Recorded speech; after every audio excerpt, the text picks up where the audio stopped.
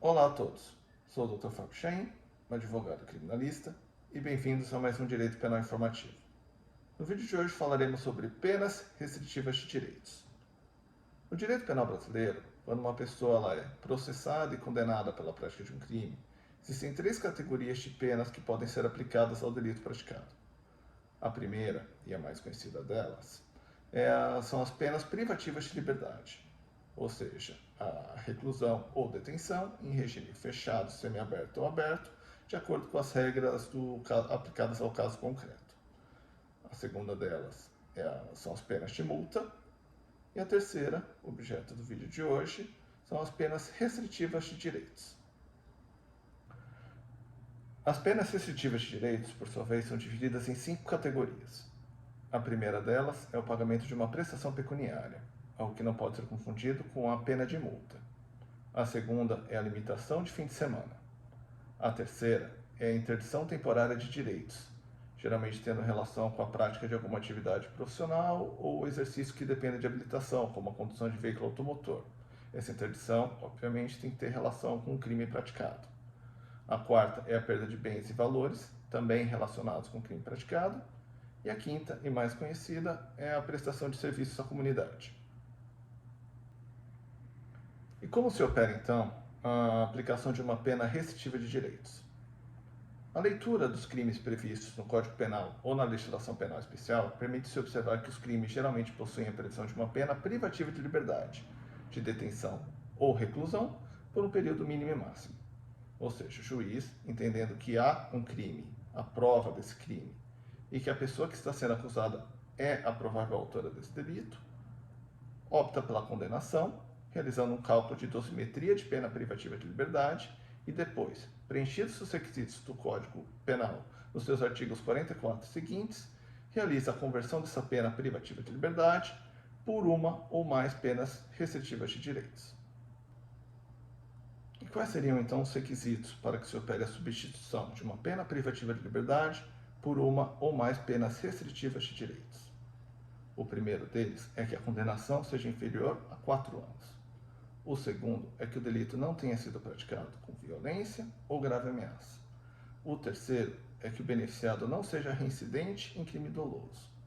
O quarto é que os critérios subjetivos sejam favoráveis. Os critérios subjetivos são aqueles que vimos em outros vídeos, como a conduta social, a personalidade, a culpabilidade e a personalidade do acusado, devendo ser analisados, neste caso, pelo juiz, ao se operar ou não a substituição da pena privativa de liberdade por restritiva de direitos. E o quinto é que o delito não tenha sido praticado no contexto de violência contra a mulher, tratando-se de entendimento simulado pelo Superior Tribunal de Justiça e sendo aplicado majoritariamente. As penas restritivas de direitos possuem algumas peculiaridades que é importante que sejam abordadas nesse vídeo. A primeira delas é que, caso a pena privativa de liberdade aplicada e posteriormente convertida seja inferior a 1 ano, essa conversão ocorrerá ou por uma pena de multa ou por uma pena restritiva de direitos. Caso a pena esteja entre 1 e 4 anos, essa conversão ocorrerá ou por uma pena de multa e uma pena restritiva de direitos, ou por 2 penas restritivas de direitos. É importante ressaltar nesse caso que diversos tipos penais possuem a previsão não só da pena privativa de liberdade, como ou uma pena de multa. E essa pena de multa não pode ser confundida com a pena de multa ou prestação pecuniária convertida, sendo importante que todas as penas sejam quitadas para que o processo de execução penal seja extinto e seja dado início ao prazo para uma futura reabilitação criminal. A segunda peculiaridade é que a conversão ela se opera numa proporção de 1 para 1, ou seja, de 1 dia de pena restritiva de direitos para cada dia de condenação.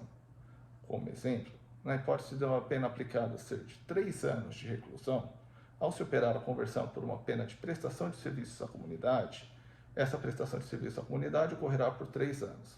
Sendo aplicada uma limitação de fim de semana, essa limitação de fim de semana ocorrerá por 3 anos.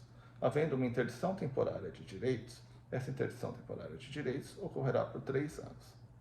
A terceira peculiaridade é que, caso descumpridas as regras de uma determinada pena restritiva de direitos, o que ocorre é a conversão dessa pena numa pena privativa de liberdade, sendo abatido o tempo já cumprido.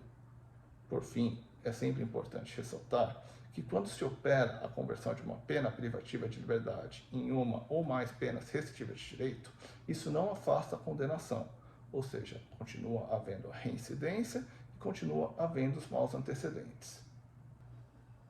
Dentre as penas restritivas de direitos, a mais comum é a pena de prestação de serviços à comunidade.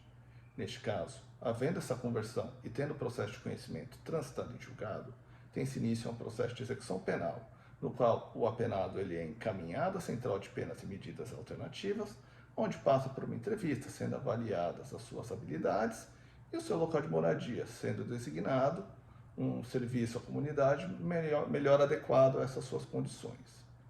Em regra, a prestação de serviço à comunidade se opera na proporção de 1 hora para cada dia da semana, ou seja, o apenado pode cumprir no máximo 7 horas de serviço à comunidade por semana.